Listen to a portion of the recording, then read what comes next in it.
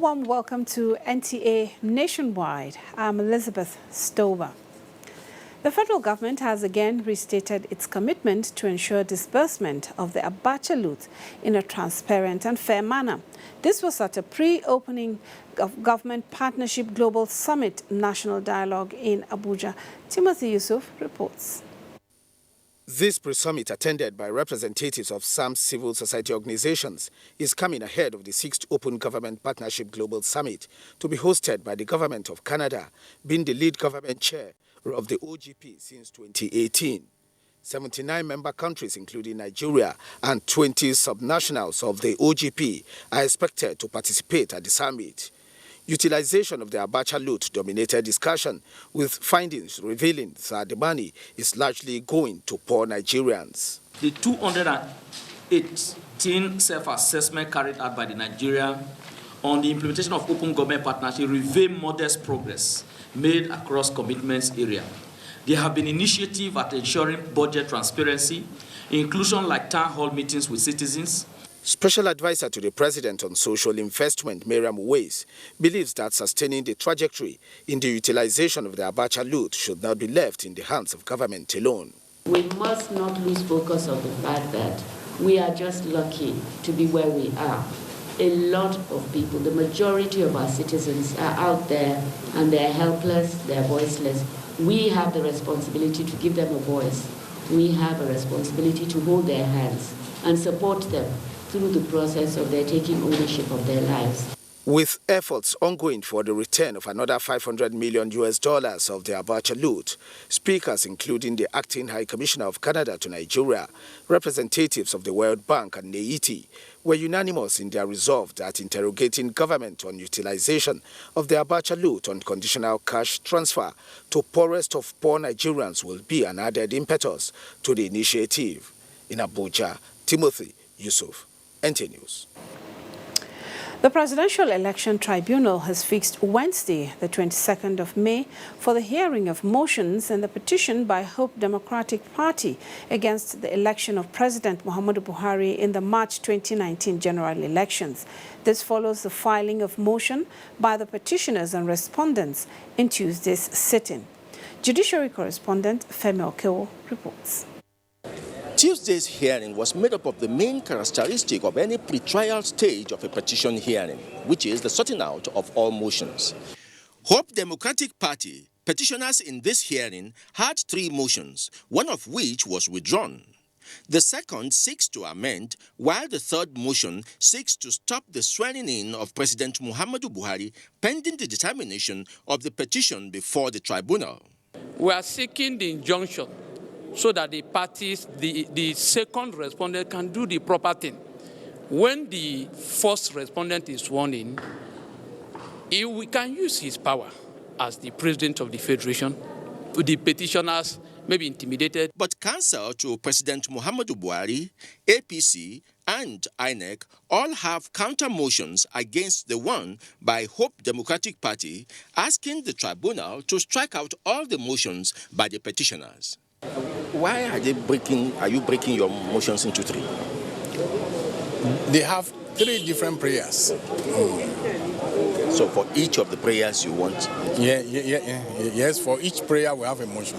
These motions that have been tabled by all the parties will now be heard on the 22nd of May, after which the main petition will then be put before the court.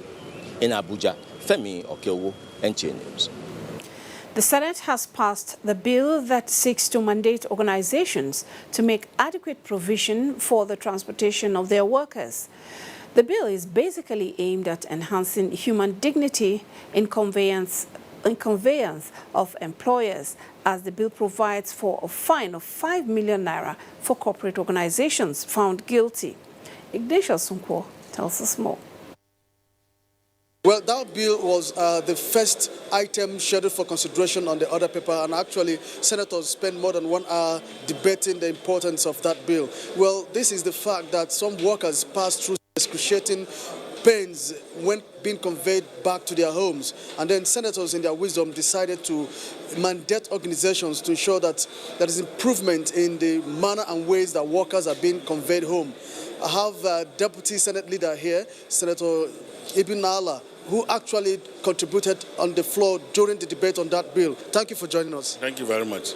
Now, the bill seeks to place Nigeria on the march to inch towards civilized standard so that workers who work for companies and other individuals are not subjected to degrading situation in their transportation from or to work.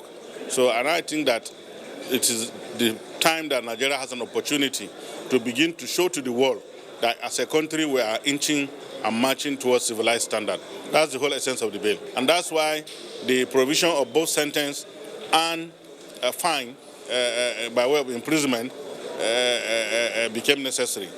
Okay, thank you very much for your time. All right. Well, meanwhile, Senator Kabiru Gaya has commended the Nigerian Senate and especially Mr. President for swift intervention in ensuring that Zainab Aliyu was released from the Saudi authorities. Thanks, Ignatius. Now, the House of Representatives has passed a resolution approving the proposal of the Independent National Electoral Commission to create an additional state constituency in Benue. The proposal by INEC is sequel to a Supreme Court judgment which ordered the Commission to create a Gasha state constituency from Guma constituency of Benue State.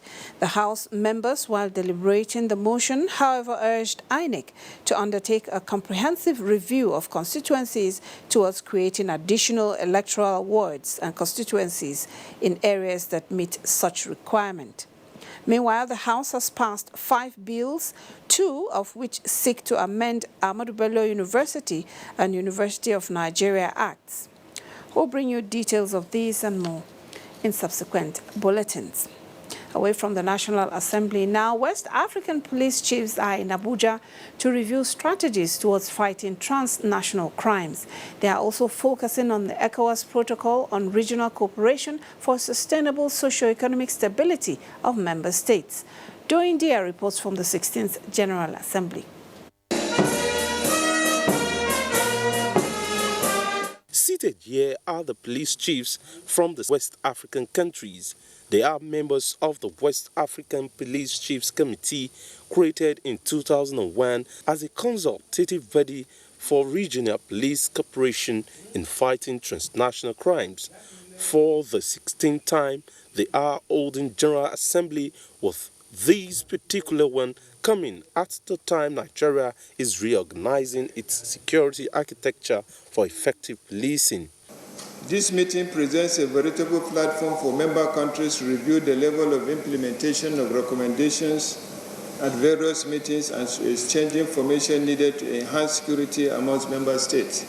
Bearing this in mind, we require the collective effort to all stakeholders to holistically tackle criminal activity at all levels.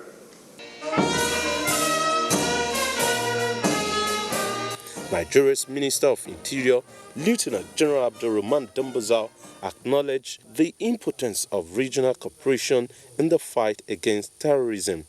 In Nigeria, we consider sharing of ideas as part of efforts to improve the skills and competencies of law enforcement personnel in the discharge of their duties.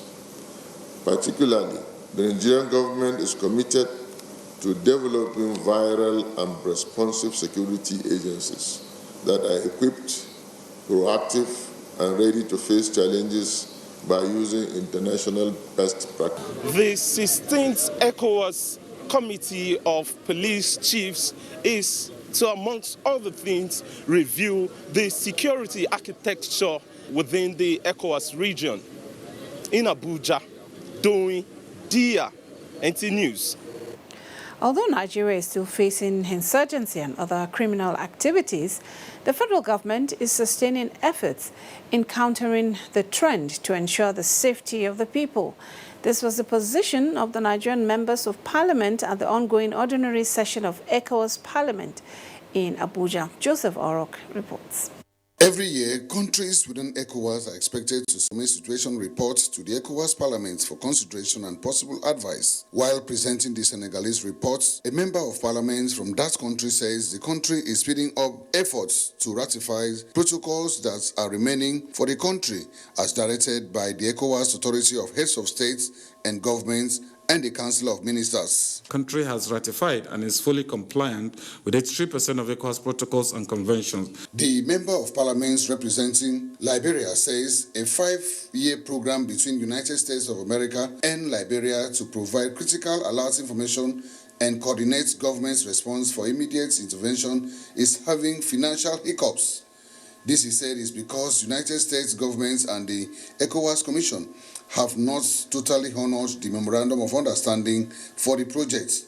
Only refugee situation that is currently looming in Liberia relates to those Sierra Leoneans who came to the country during the early days of the Liberian Civil War in 1991.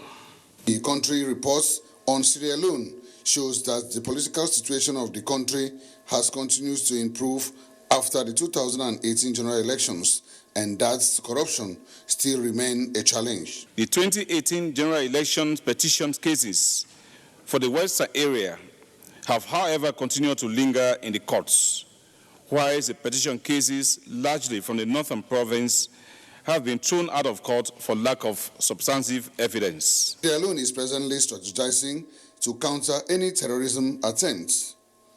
In Abuja, Joseph Orok, NTA News. Still on ECOWAS, biotechnology has the ability to unlock Africa's potentials in many areas, but it has to be carefully regulated to avert adverse effects.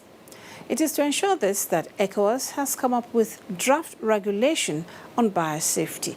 Victor Azuas at the validation exercise now reports.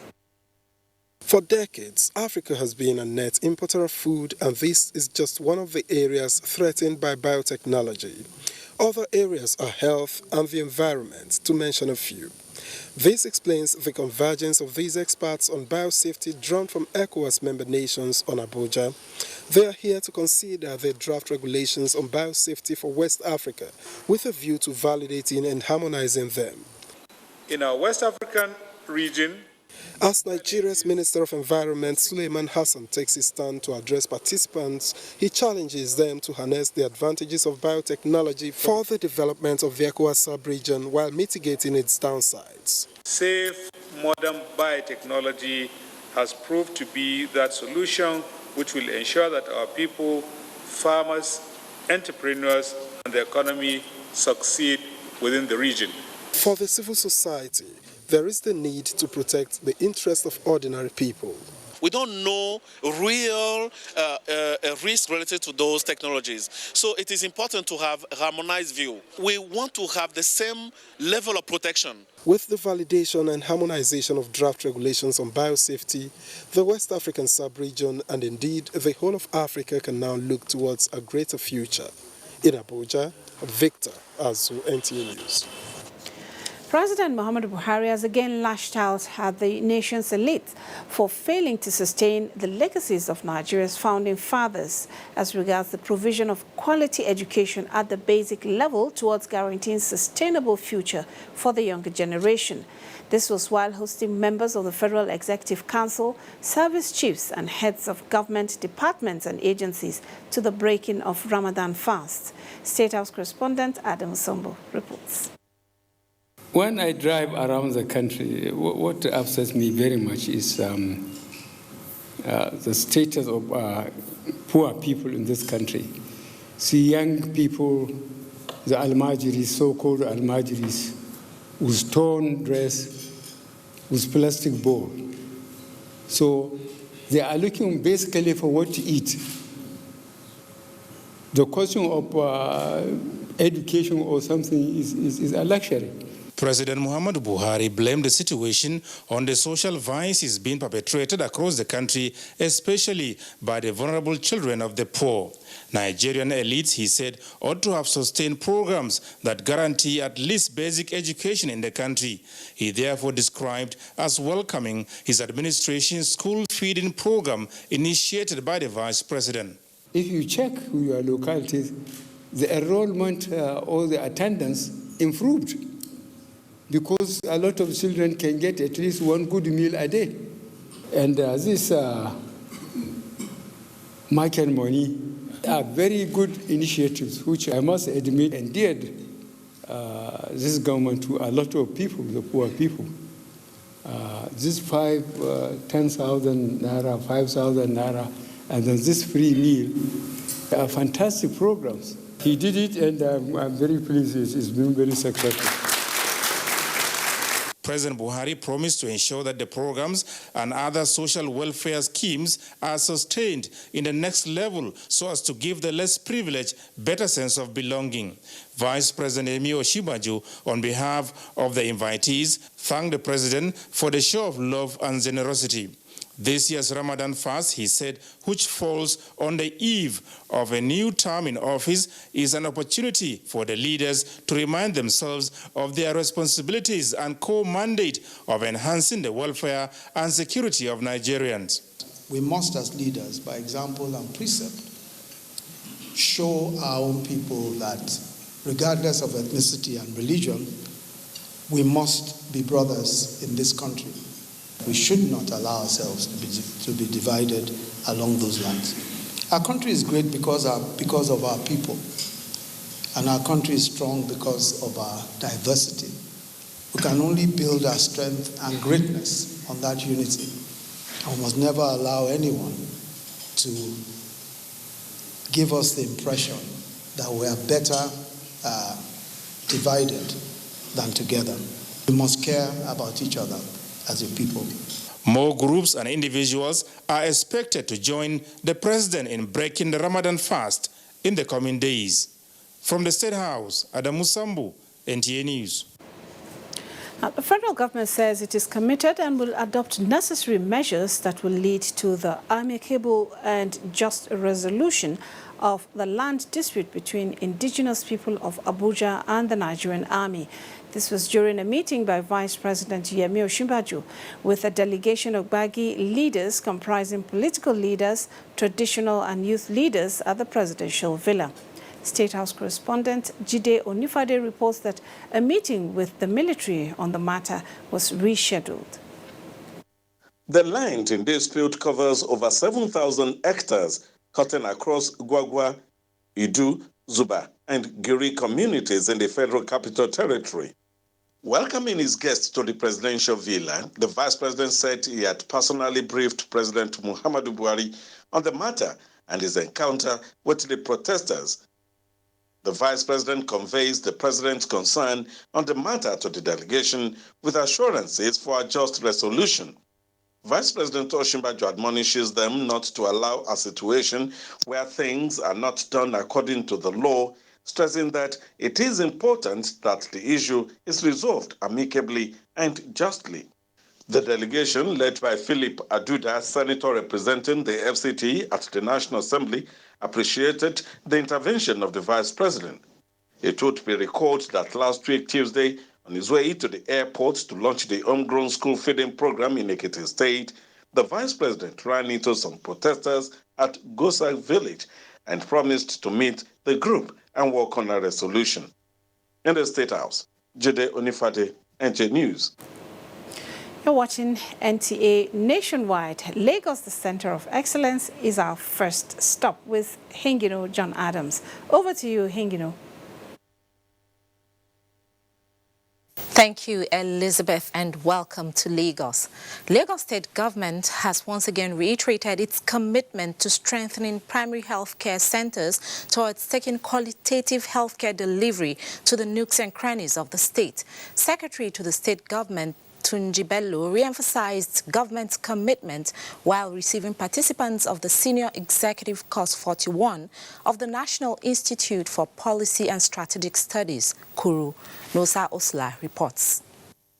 Participants were on a local study tour to Lagos State on the funding of universal healthcare delivery in the country. Secretary to the state government, Tunji Bello, explained that the Akinwumi Ambode-led administration is working assiduously to ensure that the recently launched Lagos State Healthcare Scheme, which is a compulsory provision of quality and accessible healthcare to all residents of the state, is embraced by all. The administration is working assiduously to ensure that the recently launched Lagos State Healthcare Scheme, which is compulsory provision of quality and accessible healthcare to all residents of the state without party, is embraced by all. The leader of the delegation and acting director of the institute, Dr. Nasiruddin Usman, said they came to Lagos to understudy its healthcare sector in line with the objective of the course. According to Dr. Usman, President Muhammadu Buhari has specifically charged the course participants to research how best to fund healthcare delivery in the country. The good thing about it is we're also doing a consultancy services for the state of visit. We do a kind of audit so that if there are gaps that needed to be addressed by the state, they will have the opportunity to look at the report and see where it is necessary to make amends. The NIPSS was established in 1979 to serve as a think tank on all key national issues in the country. In Lagos, Nosa Osula, NTA News. The Nigeria-Benin Republic Joint Technical Committee has met at Semeboda to harmonize all the technical issues that will facilitate a seamless interconnectivity high-level project implementation and information gathering for both countries. At the meeting, it was agreed that June 20 will be the launch date of the Joint Border Patrol, which will involve heads of governments and ICT experts from the two countries. Over the years, both Nigeria and her neighbor, Benin Republic, have lost revenues on both sides due to the clandestine activities of smugglers who deny government due revenue. With the joint border patrol to come into effect next month, there will be full automation of the corridor, a key factor to check smuggling, strengthen surveillance, enhance security, and boost revenue generation. You don't do the traditional border crossing, you cross, you finish the formalities in Benin Republic, then you now go to Nigeria, you also do. That causes time, delay for transporters and traders. It's one border crossing. Déjà, les documents dans l'ordinateur, ils vont faire le... It is because ECOWAS project is being delayed that we, Nigeria and Benin, we try to set up this interconnectivity to start working before ECOWAS project is completed. The project, which has been described as good news for traders, will be fully digital, meaning that paperwork, which usually wastes time, will be done away with. We are a government that also have issues related to revenue collection and security. So if we cannot see these challenges together as two sovereign states, then the management and control will be difficult. With the joint border patrol in place, there will no longer be duplication of processes at both borders, as the trade facilitation will be better managed in line with the ECOWAS seamless integration of the region. There will be 3 sections: cargo, commercial travelers, as well as individual travelers and pedestrians. In Lagos, Joyken Abakbuya, NTA News. The Federal High Court sitting in Lagos has fixed the 31st of May to rule on the objections to the admissibility of statements made by the defendants in the ongoing trial of former Aviation Minister Femi Fani-Kayode and 3 others facing money laundering charges. Vera Chinwoba has more. The former aviation minister Femi Fani-Kayode is facing charges bordering on 4.6 billion naira money laundering alongside former Minister of Finance Nenadi Usman and Yusuf Danjuma, former chairman of Association of Local Governments of Nigeria, while the 4th defendant in the charge is a company, Joint Trust Dimensions Limited. EFCC had preferred a 17-count charge of money laundering on the defendants, which they pleaded not guilty and were granted bail. Mr. Shuaibu, an EFCC investigator, was led in evidence by the prosecutor Rotimi Oyadepo. He told the court that in the course of investigation, EFCC invited the defendants and showed them 8 exhibits, which are Zenith Bank account statements, which they identified. He further told the court that Femi Fani-Kayode was also invited and showed his Zenith Bank statements of account, where he transferred sums of money from Joint Trust Dimensions Limited to his account, and he admitted receiving the money from the company. When EFCC counsel sought to tender the statements in evidence, defense counsels Ferdinand Obi, Norris Nkwekas, and Clement Onwewuna raised objection to the admissibility for being voluntarily made. The defense team argued that where the issue of voluntariness of a statement is raised, the court is expected to order trial within trial to test the voluntariness of the statement. EFCC counsel urged the court to refuse the oral application of the defense. Justice Aikao has fixed 31st of May for ruling. Meanwhile, the ongoing trial of former governor of Ekiti State, Ayo Fayose, facing 6.9 billion naira fraud, was stood down for 1 hour to await the arrival of the EFCC prosecutor. His absence, however, forestalled the trial. Justice Mojisola Olaturegu has fixed May 21st for continuation of trial. In Lagos, Viera Chumuba, NTA News. That's our contribution from Lagos. Nationwide continues after this commercial break. Stay with us. The management of the Nigeria Television Authority (NTA), Federal Radio Corporation of Nigeria (FRCN), and Voice of Nigeria cordially invites the general public to the 14th edition of the annual Ramadan lecture, which will inshallah hold on Saturday, 18th May 2019. The topic is Tolerance in Islam, to be delivered by Sheikh Muhammad Nuruddin Lemu, Director of Research and Training, Dawah Institute of Nigeria Islamic Education Trust, Mina, Niger State. The venue for the event is Lumana Multipurpose Hall, River Road, Jabi Road East, Ngorimi Jari, Kaduna by 9 a.m. Under the distinguished chairmanship of Lamido of Adamawa, His Royal Highness Muhammad Barkindo Aliyu Mustafa. The chief host is His Excellency Malam Nasr Ahmed El-Rufai, the Executive Governor of Kaduna State. Royal Father of the Day is His Royal Highness Alhaji Dr. Show Idris, CFA, Emir of Zazzau. The host, Malam Yakubi Muhammad, Director General of Nigeria Television Authority, Malam Mansur Liman, Director General of Federal Radio Corporation of Nigeria, and Dr. Osta Okechukwu, Director General of Voice of Nigeria, announcer organizing committee. You are welcome.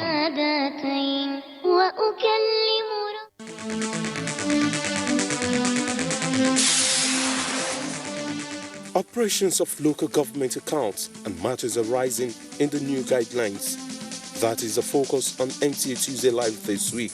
Tuesday Live, every Tuesday at 10:30 p.m. Incisive, informative, and educating. Don't miss it.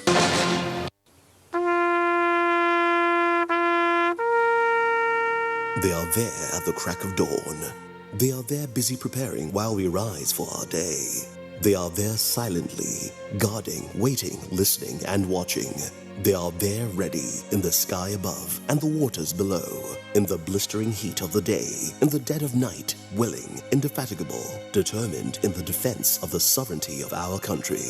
They are our first line of defense and our last. They who have paid the ultimate price in defending us.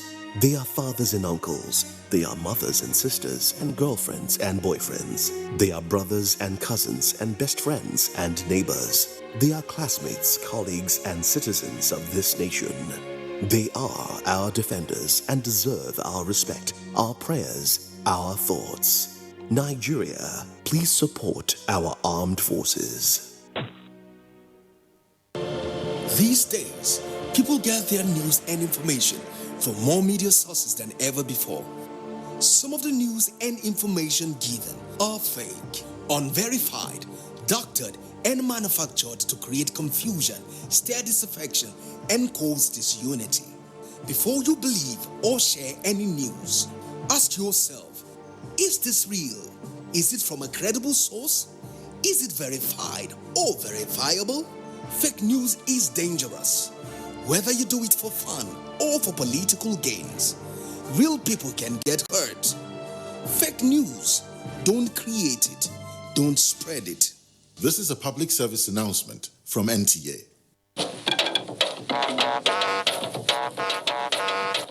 When you hear that sound, you know that Nigeria's most authentic newscast is about to begin.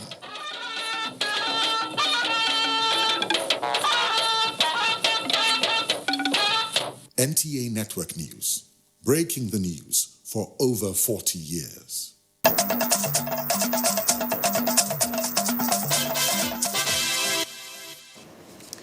Thanks for staying with us on NTA Nationwide. Now, with almost 6 decades of relentless service to sustain industrial revolution in Nigeria, the Bank of Industry is still on course in its quest to transform Nigeria's business environment. At its 59th annual general meeting, the bank declared that it overshot its target for year 2018 and closed at 1.07 trillion naira. Kule Adeye reports. With a keen interest in promoting and exposing entrepreneurs to local and international markets, the Bank of Industry has been encouraging Nigerians to take solace in micro, small and medium enterprises and small-medium enterprises. Consequently, it sponsored more than 50 Nigerians to the Intra-African Trade Fair in Cairo, Egypt in 2018.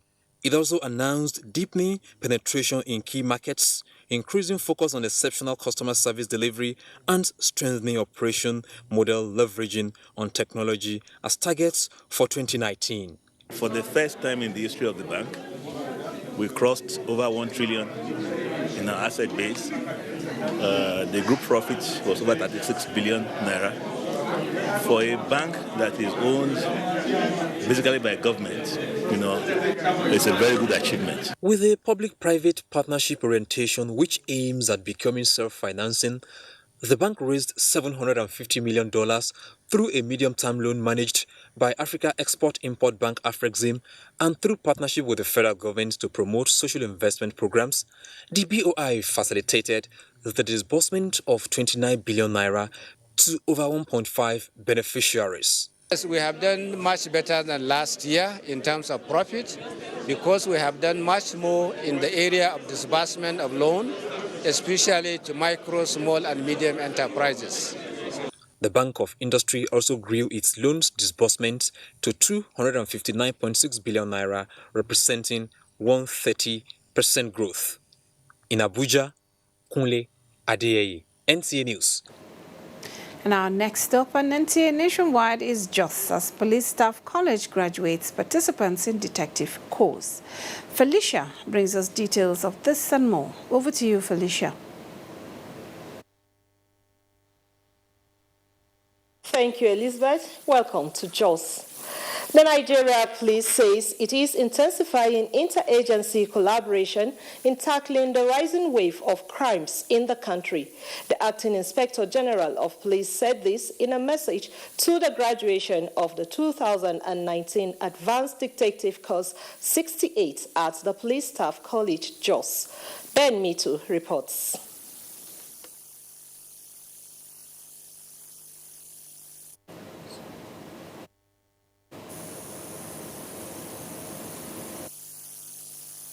Well, we seem to have lost signals from Jos. We'll see if we can get back to them. Moving on now, Nigeria and the European Union have agreed to develop a strategy that will improve economic ties on export and import on agricultural produce. Strategy on how to end irregular migration to Europe is also discussed between Nigeria's Minister of Agriculture, Audu Ogbe, and delegation of the European Union. Musa Babaliu reports. Nigeria have always been a major business partner with European Union, especially in export of agricultural commodities. Dry beans, sesame, vegetables and other cash crops are the major commodities Nigeria exports to European countries. In recent times, however, EU banned some of the Nigerian commodities from their markets due to what they described as poor handling, packaging and quality. This meeting between Audu Ogbe and delegations of European Union in Abuja is meant to find a way to address the identified challenges. It's the way we grow our crops, the way we package them, and the way we deliver them to Europe. Even the bagging of the grains. We have to shift from polypropylene bags to jute bags. Richard Young, Minister and Deputy Head of EU Delegation, says Nigeria has potential to lead in the production and export of agricultural produce. What is needed, he says, is strictly adherence to international standard. To invite the Minister here to discuss these opportunities. And equally on the European Union side, there are many investors who are looking for opportunities to invest here and add to that agricultural sector. On the issue of irregular migration, The EU pledged to support engagement of youth in food production value chain and poverty eradication program of the federal government. Musa Baba Aliyu, NTA News. The federal government has intervened with some measures to put Nigeria back on the map as Africa's largest textile hub and return the subsector to its former glory as the second largest employer of labor in the country. Guests on NTA's program, Good Morning Nigeria, said there are positive signs that revitalization of the cotton, textile and garment policy will ensure the growth of the subsector, return the lost jobs within the industry and fast-track economic development. Abdul Karim Mohammed Zurmi has the report.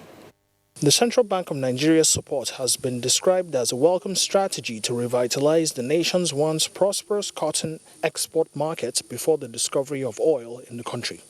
Now, the renewed policy and measures put in place by the government is expected to not only close gaps like smuggling and other factors working against the success of the policy, but also promises to help in the rejuvenation of cotton mills and keep cotton farmers busy. We had more than 300 farmers there, though they wanted to all be there, but we only had to control. But essentially what has happened is that the inputs, as recommended even by the experts, Institute of Agricultural Research, is what was basically flagged off, including improved seedlings for planting. So we're hoping that by the close of this month, we would have significantly distributed these inputs to farmers. Loans to farmers will also help gain the necessary materials for the production of quality cotton, which is essential for the textile industry. You see, when cotton is produced, there has to be a ginnery who we offtake. So what the Central Bank is doing, as they produce, we are also supporting ginnery to overhaul their machineries, buy new equipment where necessary. These policies are expected to help farmers grow cotton in a large scale and allow them to produce enough to feed the factories for more made-in-Nigeria garments. In Abuja, Abdul Karim Mohammed Zurmi, NTA News. Okay, we'll now rejoin Felicia in Jos. Back to you, Felicia. Thank you, Elizabeth. The Nigeria Police says it is intensifying interagency collaboration in tackling the rising wave of crimes in the country.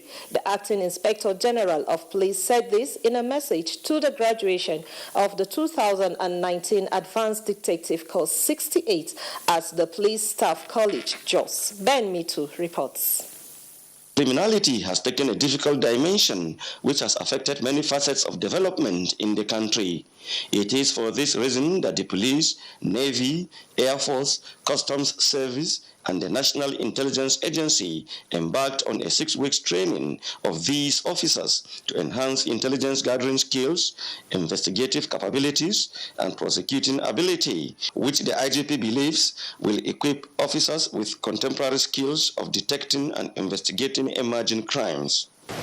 As law enforcers, you must always work together and uphold the unity of this nation. The police authority in the college also charged the course participants to intensify symbiotic working relationship with sister agencies for ultimate results. This your rank and the lower cadre are the most important rank in the field. You can mar the operation in the field or you can make it succeed. And so it is very important that you cooperate with each other. Participants took turns to appreciate the college for investing in them as they pledged to contribute meaningfully in the task of crime prevention and reduction. In Jos, Ben Mitu, NTA News. The Plateau State Specialist Hospital, Jos, is extending healthcare services to patients from neighboring states with the inauguration of a fully equipped intensive care unit at the hospital. The facilities were donated by the Redeemed Christian Church of God. Abdul Wahab Babankanti completes the report. The equipment includes 3 intensive care unit beds, 2 mechanical ventilators, 2 arterial blood gas analyzers, and 1 multi-parameter monitor were presented to the Plateau State government as part of the church mandate to engage in corporate social responsibility as well as its contribution to the health sector. so that you can access the patient, or if you need to put in a breathing tube, you can do that comfortably. It is written in Exodus chapter 15, verse 26, that if we will hearken diligently to the voice of the Lord our God, to observe and to do what he commands, he promised that we will never be sick. He said because he will be our physician. Plateau State governments commended the gesture, saying it will go a long way in meeting the needs of patients at all levels. The decision to donate a brand new intensive care unit to this hospital is visionary, timely, and a divinely inspired life-saving gesture which is exemplary to all. This humanitarian feat, observers say, will assist tremendously in the management and treatment of patients and also reduce medical tourism. In Jos, Abdullah Babankanti, NTA News. That's our contribution from Jos. It's back to you, Elizabeth, for more on Nationwide. Thank you, Felicia. Now, talking about fighting crime, Nigeria is expanding its counter-terrorism tactics with support from the British Military Advisory Training Team. This is partly through a course designed to address key security issues in Nigeria and sub-Saharan Africa. Correspondent Naja'atu Tijani reports. It is called campaign planning, but should not be confused with political campaigns. Rather, it is a course inaugurated at the Defense Intelligence College which emphasizes military operations that analyze and assess risks in counterterrorism. Now, historical partners Nigeria and Britain have teamed up to equip personnel from the Nigerian Armed Forces and Emergency Services with critical thinking skills necessary for planning such campaigns against insecurity. It has been identified that military effort alone is impossible to restore internal peace and security. Hence, the need for joint planning and execution of all military-led campaigns, which has become very imperative. Certainly going to provide a series of tooling and mental exercises that will allow future Nigerians to tackle these sort of challenges in a more complex environment, particularly as those security challenges develop and change. Nigeria has continued to evolve strategies to tackle the security challenges the country is being faced with. And now with support from the British Military Advisory Training Team, this is being taken to a whole new level, which is expected to yield positive results. Joint operations of the Nigerian Armed Forces and emergency agencies poised to be more effective from now on. Naja'atu Tijani, NTA News. Still on fighting crime, Nasarawa state government has adopted technology-driven approach to fight crimes and criminalities in the state with the installation of surveillance cameras on major streets to track miscreants. Joshua Ojito reports that the pilot scheme of the project was flagged off in Karo. The Smart Street Lighting is one of the components of Smart City initiative launched about 3 years ago in Abuja. It is to provide city that is technologically compliant in the 21st century. The Smart Street Lighting already installed in parts of Karo is equipped with high-quality 100 watts LED lights, outdoor Wi-Fi covering 300 radius, and a surveillance camera to enhance security in the areas of coverage. Governor Umaru Tankwal Mukura, while inaugurating the facility in Karo, says it will assist in tracking criminal activities around the Karo axis. By the time people start to appreciate it, we will then take it to local government headquarters. Meanwhile, Governor Mukura and the governor-elect Abdullahi Sule inspect the multi-million naira Nasarawa house in Abuja with work nearing completion. As we are handing over this administration to the incoming administration, we should be handing over a completed building that will be an investment for the state. So the number of hotel rooms that are going to be there are straight away a turnover and actually revenue for a state that badly requires revenue. The edifice, which was abandoned for 11 years before the inception of Al-Mukura administration, is to be used for hotel services, among others. In Abuja, Joshua Ojito, NTA News. Time to join Chinyere in Enugu for more reports. Over to you, Chinyere. Thank you, Elizabeth, and welcome to Enugu Network Center. The Trade Union Congress has embarked on a nationwide rally to protest against anti-labor activities by the management of the transmission company of Nigeria. Ijoma Ugweke reports that the union leaders are therefore calling for the removal of the managing director of TCN, Gao Mohammed. The TUC, in the three-day protest, which is carried out simultaneously across the zones the transmission company of Nigeria is operating, is demanding for the review of all promotions, transfer and sanctions of staff in the last 1 year, account for all government and donor monies received since January 2016, and disbandment of illegal committees. Others are restoration of rights of senior staff, Association of Electricity and Allied Company, membership processing, vehicle, and other supports given to the union. We have tried all possible best, using all measures to see that issues that is going on, anti-labor activities of the management of TCN, we try to resolve it amicably. The members of the union who have adopted the measure stress that the anti-labor activities cannot be tolerated any longer, as the management of TCN operates anti-workers policies as well as carry out corrupt practices. This is a tip of the iceberg. So what's the prayer? Our prayer is that if after 1 week, tomorrow we are starting until federal government calls him to order, and if after 1 week, that is when we'll go further. Going to use every possible means allowed by the law. This is just the beginning of our fight. While describing the labor picketing as the first measure against the TCN management, the labor leaders appealed to the federal government to intervene on the matter to avoid a total shutdown of the company. In Enugu, Ijomu Gweke, NTA News. The Enugu State Police Command says it will continue to sanction its officers and men who engage in corrupt activities, thereby portraying police in bad light. The Commissioner of Police, Suleiman Balarabe, announced this while presenting the scorecard of Operation Puff Adder in Enugu State. Chinyere Okoye has more. Operation Puff Adder, which was launched in Enugu 2 weeks ago, of kidnappers and other criminals in more advanced way. The CP, Suleiman Balarabe, said the operation is already yielding the desired result, with the arrest of 7 suspects believed to have been involved in high-profile crimes, including robbery and cultism. The suspects, he said, were apprehended at their points of operations with arms and other dangerous weapons. You can see how these young men are committing trouble, but in the process being arrested. He said the suspects will be charged to court as soon as police investigations are over.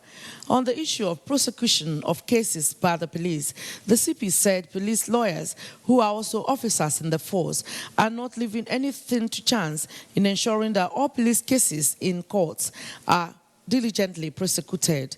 So in this wise, it's good for you to know that we are not prosecuting in vain. Most of the cases prosecuted by our department are wrong. On the issue of working hours for police personnel, the State Police Boss said the command, in line with the Inspector General of Police directives, has created 3 working shifts at 8 hours each for every policeman in the command to improve on their well-being and fitness. In Enugu, Chinyere Okoye, NTA News.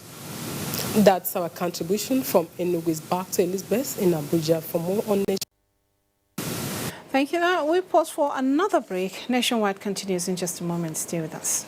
NTA Television College Jos announces admissions into 2-year diploma programs in film and television production, television engineering, and broadcast journalism. The sale of forms will commence on the 13th of May and run through 30th July 2019. Admission forms can be obtained from all marketing offices, NTA state capital stations, zonal centers, or at the office of the academic secretary, NTA Television College, Rayfield, Jos. On payment of a non-refundable fee of 7,500 naira in bank draft in favor of NTA TV College. Applicants can also obtain the forms through the NTA TV College portal at www.ntatvc.edu.nj. Applicants are required to possess 5 credits in GCE or SSCE in relevant areas of study, in not more than 2 sittings, including English and mathematics. All properly completed forms attached with photocopies of credentials must be submitted on or before 30th July 2019. For further inquiries, please visit our website at ntatvc.com or call 0803 3144 383. NTA TV College, training you to be the best you want to be. Registrar Announcer. You can follow us on all our social media platforms: Facebook at NTA Network News, Instagram at NTA Network, Twitter at NTA News Now, YouTube at NTA News Online, or visit www.nta.ng. For live streaming, visit www.nta.ng/live. Now, you can stay updated on the go, be it on your TV, iPhone, laptop, or iPad, or download the NTA mobile application from your Play Store or App Store. NTA, you can beat the rich.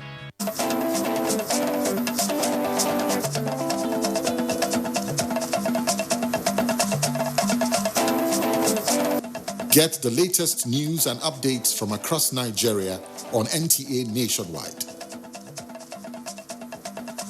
NTA Nationwide, weekdays by 4 p.m. Get it first. Get it fresh.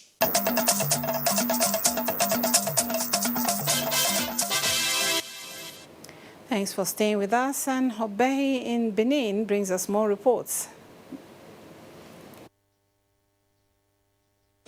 Hello, Elizabeth. Thank you for joining us in Benin. Officers of the Special Anti-Robbery Squad, SARS, and Monitoring Unit personnel in the Edo State Police Command have been receiving lessons on the need to respect human rights in the discharge of their duties and uphold high level of discipline and professionalism. A 3-day capacity training in Benin City is to effect a collaborative effort between the Nigerian police and German government. Ogochukwu Kaona reports. In the last few years, there has been public outcry over human rights abuses by the Special Anti-Robbery Squad, SARS. This prompted the Vice President, Professor Yemi Osinbajo, in the capacity as acting president in August last year, to direct that the then Inspector General of Police, Ibrahim Idris, overhauls the unit. This training, the Nigeria Police, under the leadership of IGP Mohammed Abubakar, is convinced will re-equip personnel with essential knowledge on human rights to enhance better service delivery to provide solutions to the lingering security challenges. We cannot scrap SARS because they are doing a very efficient job. So one of the reasons we want to combat what people are saying against them, and that is why we are training them on human rights. There is a very, very strong will to provide any Nigeria police officer with human rights training, and in particular with those special forces. One thing is to build the capacity of the officers of the Special Armed Robbery Squad and other specialized units in terms of human rights knowledge, to build the skill, to build the knowledge. The second is to ensure that there are processes that enable them to comply. That is by strengthening the oversight mechanism. The Commissioner of Police, Edo State, Damalan Mohammed, represented by the Deputy Commissioner, Kanayo Uzegbe, wants participants to galvanize ideas garnered with a view to using them in their efforts to fight crime in the state. In Benin, Ogochukwu Kaona, NTA News. Similarly, the Federal Road Safety Corps Zone ROS-5 Benin has engaged its commanding officers and zonal heads of departments and units on capacity building programs with the theme Improved Enforcement and Rescue Activities, Panacea for Enhanced Road Safety Administration. The training is towards ensuring efficient service delivery. Udwakobong Achibong completes the report. The command has observed that in the first quarter of 2019, there has been increase in the number of road crashes compared to recorded cases in the first quarter of 2018. According to its records, 170 persons have been involved in road crashes in 2019 as against 173 in 2018. 54 traffic crashes in 2019 as against 47 in 2018, and 36 deaths in 2019 as against 34 in 2018. Some of the routes affected include Benin Ore Road by Ovia River, Agbede Auchi Road, Benin Asaba Agbo Road, and Onisha Road. For the command, The development is worrisome, which the event seeks to re-evaluate, re-strategize, and chart the way forward. We also intend to go the legal, whereby some motorists might actually end up in jail. Participants were charged to strengthen efforts in areas of public enlightenment. The meeting also discussed assessment criteria for 2019 as aligned with FRSC corporate strategic goals. In Benin, Udakobong Achibong, NTA News. The Nigerian Television Authority, NTA Asaba, is getting set to resume 24 hours transmission. This is made possible with the Delta State government's 33 kVA power intervention to sustain public power supply to the station. Ngozi Imokwede reports on this and a thank you visit of management to the wife of the governor, Dame Edith Okowa. Over the years, the operation of NTA Asaba has relied on the epileptic power supply from the 11 kVA. This challenge implied that the station stayed on air, running on its generating sets. However, through the magnanimity of the Delta State government, Senator Ifeanyi Okowa, NTA Asaba can now boast of steady power supply with the installation of this 33 kVA line. The Commissioner for Power and Energy, Neward Safuga, described the NTA partnership with the state government as symbolic for nation building.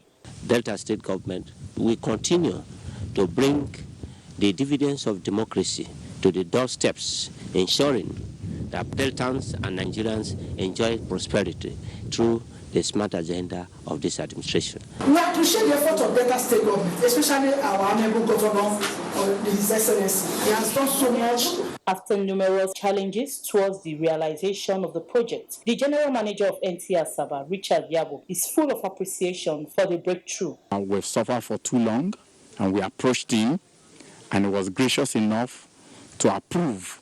We are promising Deltans, that this is the beginning of the good times. Earlier, the management of the station was at the government house, where it commended the wife of the state governor, Dame Edith Okowa, for her doggedness and support in the realization of the project. In Asaba, Ngozi Mokwede, NTA News. And that's it from Abuja. That's it from Benin. It's back to Abuja for the rest of Nationwide. Thank you, Obehi. Sports is next with Kene Himagbodike. The first phase of the 2019 Handball Premier League kicked off at